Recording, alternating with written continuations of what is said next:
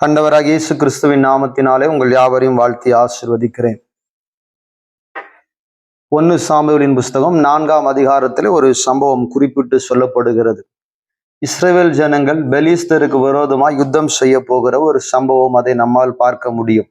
யுத்தத்திலே போகிற போது முதல் நாள் 4000 பேர் யுத்தத்திலே மாண்டு போகிறார்கள்.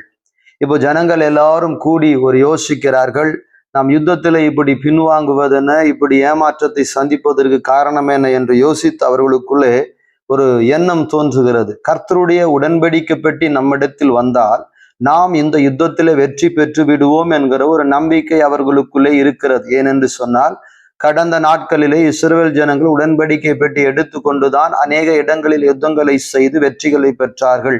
எரிகோ மதில் விழுந்த போதும் சரி, மற்ற யோர்தான் பிளப்பதற்கு யோர்தான் நதி 2ஆக பிளந்து அக்கறையில் இருக்கிற ஜனங்கள் இக்கரை படுவதற்கு உடன்படிக்கை பற்றிய சுமந்த லேவியர்கள் அதை ஜனங்கள் கடக்கிற வரைக்கும் ஆற்றிலே வந்து நிற்கிறார்கள். கால் வைத்த உடனே தண்ணீர் பிரிந்து பாதை உண்டானது. இப்படிப்பட்ட சம்பவங்கள் உடன்படிக்கை பெட்டி வந்ததினாலே நடந்தது என்று அறிந்து அவர்கள் என்ன செய்கிறார்கள் என்று சொன்னா, இந்த பெலிஸ்தியரோடு போக வேண்டிய யுத்தத்திலே இஸ்ரவேல் ஜனங்கள் எல்லோரும் முதல் நாள் யுத்தத்திலே 4000 பேர் மடிந்த பிற்பாடு உடன்படிக்கை பெட்டியை கொண்டு வர சொல்லுகிறார்கள்.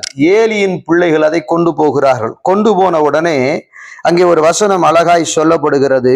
5வது வசனம், கர்த்தருடைய உடன்படிக்கை பெட்டி பாளையத்தில் வருகிற பொழுது இஸ்ரவேல் எல்லோரும் பூமி அதிரத்தக்கதாக மகா ஆர்ப்பரிப்பாய் சத்தமிட்டார்கள். அடுத்த வசனம், அவர்கள் ஆர்ப்பரிக்கிற சத்தத்தை பெலிஸ்தியர் கேட்ட பொழுது எபிரேயருடைய பாளையத்தில் இந்த மகா ஆர்ப்பரிப்பின் சத்தம் என்ன என்றார்கள். பின்பு கர்த்தரின் பெட்டி பாளையத்தில் வந்ததென்று அறிந்து கொண்டார்கள்.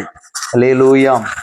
பெலிஸ்தியர்களுக்கு தெரிகிறது, ஒரு 4000 பேர் செத்த பிறகு, ஒரு யுத்தத்துல ஒரு பெரிய தோல்வியை சந்தித்த பிறகு உடன்படிக்கை பெட்டி தன்னிடத்துல வந்த உடனே மறுபடியுமாக அவர்கள் ஆர்ப்பரிக்கிறதை பெலிஸ்தியர் ஒரு பயம் இல்லாம, ஒரு கவலை இல்லாம ஆர்ப்பரிக்கிறத நினைச்சு இவங்களுக்கு பயம் வந்துருச்சு. எதனால பயம் அப்படின்னா, 7ஆம் வசனம்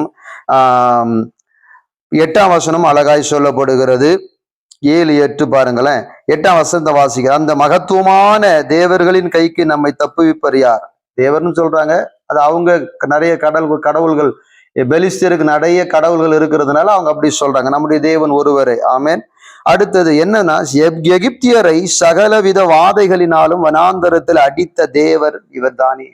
இவர்தான் எகிப்தியர் அடிச்சு கலங்கம் பண்ணினவர், செங்கடலை பிளந்தவர், இப்படி பல அற்புதங்களை செய்த தேவன் அல்லவா. உடன்படிக்கை பெட்டி வந்த உடனே பெலிஸ்தியருக்கு பயம், இஸ்ரவேலருக்கு ஆர்ப்பாட்டம். ஆனா முடிவு என்ன தெரியுமா?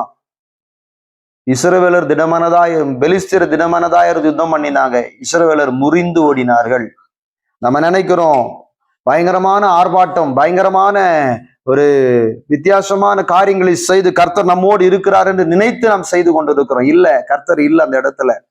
உடன்படிக்கை பெட்டியின் உள்ளே இருக்கிற கற்பலகையில் தேவனுடைய விரலினாலே எழுதப்பட்ட கற்பனைகள் இருக்கிறது. அது இஸ்ரவேல் ஜனங்களுக்குள் இல்லாமல் போனதினாலே அவர்கள் முறிந்து விழுந்தார்கள்.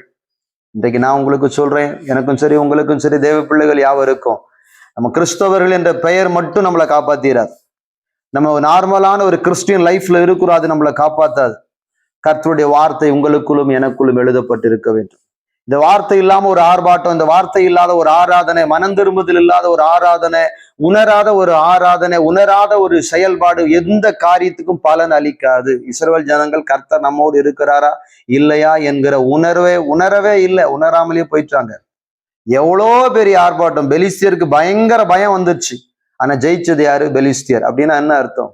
கர்த்தருடைய வார்த்தை உங்களுக்குள்ளும் எனக்குள்ளும் இல்லை என்று சொன்னால் நிச்சயமாக நீங்களும் நானும் தோற்று போவோம். வெத்து ஆர்ப்பாட்டங்கள் தேவையே கிடையாது. நம்ம சபைக்குள்ள வந்துட்டோம், அப்படி இப்படி அந்த ஆர்ப்பாட்டம் தேவையில்லை. கர்த்தர் நம்மோடு இருக்கிறாரா? கர்த்தர் நமக்குள்ளே வாசம் பண்ணுகிறாரா?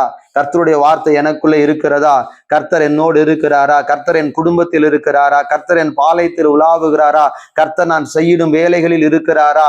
கர்த்தர் என்னுடைய ஒவ்வொரு காரியத்திலும் இருக்கிறாரா இல்லையா என்று பார்க்க வேண்டும்.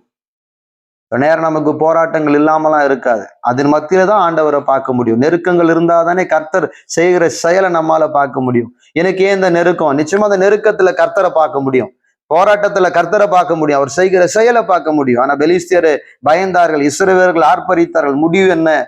இவர்கள் முறிந்தோடினார்கள். அவங்க உடன்படிக்கை பெட்டியை பிடிச்சிட்டு போயிட்டாங்க. அவங்க ஏதோ பெருசா நினைச்சாங்க, உடன்படிக்கை வெட்டி வந்தா நம்ம ஜெயிச்சிடலாம் அப்படின்னு ஒரு சந்தோஷம் இருந்துச்சு, ஒரு மன தைரியம் இருந்துச்சு. ஆனா அதுக்குள்ள இருக்கிற வார்த்தைக்கு அவங்க மதிப்பு கொடுக்கல. இன்னைக்கு அநேகர் அப்படிதான் இருக்கிறோம். கிறிஸ்தவர்களா இருக்கிறோம், சபைக்கு வரோம் போறோம், சில பேர் ஊழியமும் செய்யறாங்க, அந்த வார்த்தைக்கு மதிப்பு கொடுப்பதில்லை, கர்த்தருடைய வார்த்தையை மதித்து நடப்பதில்லை. நாம் அப்படி இருந்து அன்றைக்கு இருந்த இந்த சம்பவத்தில் சொல்லப்பட்ட இஸ்ரவேலர்களா இருந்தோமானால் முறிந்தோடி விடுவோம். நாம் ஜெயம் பெறுகிறவர்களா இருப்போம். வெத்து ஆர்ப்பாட்டம் நமக்கு தேவையில்லை. கர்த்தர் உங்களை ஆசீர்வதிப்பாராக.